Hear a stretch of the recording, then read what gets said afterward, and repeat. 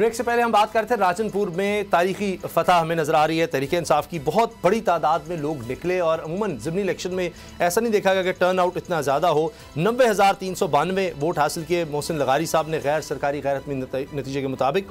अब सदीक जान, दूसरी तरफ हम देख रहे हैं कि राना सनाउल्लाह साहब कहते हैं कि जो सर्वे हमने करवाए हैं उनमें हैरान कुन नताइज हैं कि नून लीग के लिए बड़ी ज़बरदस्त पजीराई नज़र आ रही है राना सनाउल्लाह साहब को, वज़ीर दाखिला को।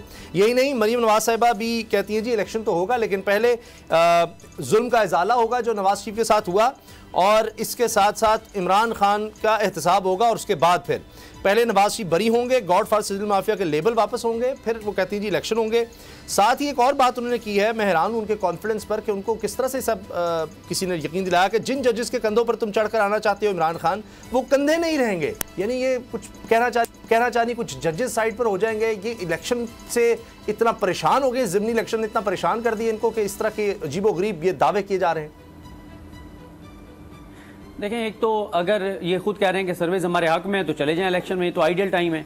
बाकी तो अब उन्होंने खुद उनके ज़ाहिर है उनका ज़ब्त टूट गया है, अब तो खुल के और ओपनली ये मुतालबा कर रही हैं कि इमरान खान को डिस्क्वालीफाई करवाया जाए और नवाज शरीफ को जो है वो उनकी डिस्क्वालिफिकेशन ख़त्म करवाई जाए, नवाज शरीफ की सज़ाएं माफ़ करवाई जाएँ और इमरान खान को कैंडिडेट करवाया जाए। तो ये अब आप खुद देख लें कि वो किससे मुतालबा कर रही हैं, एक चीज़। दूसरी बात यह है कि जो आपने राजनपुर की बात की, जामपुर की बात की, देखें मरीम नवाज साहिबा का चीफ ऑर्गेनाइजर बनने के बाद ये पहला इम्तिहान था और पहले इम्तिहान में बदतरीन उनको नाकामी का सामना हुआ है, वो फेल हो गई हैं। उन्होंने ही अवैस लगारी साहब के बेटे को टिकट दिलवाया था और इनको किसी ने कहा था कि आपने सिर्फ कागजात नामजदगी जमा करवाने, बाकी आप छोड़ दें, ये सीट आपकी है। और 35,000 से ज़्यादा की लीड से ये हारे हैं। तहरीक इंसाफ के उम्मीदवार के वोट एक तरफ, 10 दीगर उम्मीदवारों के वोट मिलाकर भी उससे 6,000 कम है। तो ये सूरत हाल आपके सामने। और ये देखें उसामा गाजी साहब, ये वो एरिया है जो सबसे पसमानदा है, जहाँ पे लिटरेसी रेट सबसे कम है, और वहाँ पे ख़वातीन ने बगावत की है निज़ाम के साथ, और वहाँ पे जिस तरह का सरकारी मशीनरी इस्तेमाल की गई, जिस तरह हुकूमती वसाइल इस्तेमाल किए गए। अवैस लगारी हमजा शहबाज के दौर में बड़ी अहम वजारतें उनके पास थी, बड़े फंड्स उनके पास थे, जनूबी पंजाब इख्तियार उनके पास था। फिर इनके जो भाई हैं वो बोर्ड ऑफ डायरेक्टर जो मैपको का है उसके चेयरमैन हैं, बिजली के बहुत से उन्होंने वहाँ पर काम करवाए, उन्होंने बहुत सी सियासी रिश्वत दी, लेकिन वहाँ के लोगों ने बगावत की है, वहाँ के लोगों ने इमरान खान के हक में फैसला सुना दिया है, वहाँ के लोगों ने 13 जमातों को मुस्तरद कर दिया है। जुल्म जबर तशद्दुद के बावजूद वहाँ पे जो फसलों को आग लगाई गई, लोगों को अगवा किया गया, जो वहाँ पे जो किया जा सकता था मुमकिन तौर पर वो किया गया, लेकिन उसके बावजूद लोगों ने इनसे बगावत की है। ये उसामा गाजी साहब ट्रेलर था, पूरा साउथ पंजाब अब मुझे लगता है यही करने जा रहा है। और मुझे जो नजर आ रहा है वो ये है कि इस नून लीग के सियासत का सूरज जो है वो जनूबी पंजाब में गरूब हो चुका है, और फिर वो पीपल्स पार्टी जो समझती है कि वहाँ से बिलावल साहब को बड़ा वोट पड़ेगा पीपल्स पार्टी को, और पीपल्स पार्टी जो है वो बड़ी अच्छी पोजीशन में होगी साउथ पंजाब में।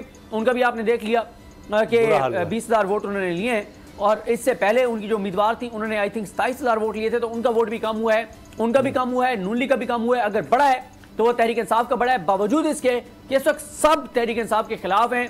सिर्फ साबित हो गया अवाम उनके साथ हैं। और अब कहाँ हैं वो लोग जो कहते थे कि इमरान खान को कोई और लाने वाला था, बैसाखियां थी, इनको जो है वो कोई RTS बैठा था, बिठाया गया था। अब तो लगता है तहरीक इंसाफ का ये बयानिया दुरुस्त है कि हमारी सीटें ज्यादा थी, वो कम की गई है। इस वक्त तो लग यही रहा है, और अब वाज़ेह है उसामा गाजी साहब कि चीज़ें तेज़ी से जो है वो आगे बढ़ रही हैं। अगर इलेक्शन होता है तो इमरान खान को कोई कुव्वत जो है वो 2/3 अक्सरियत लेने से नहीं रोक सकती।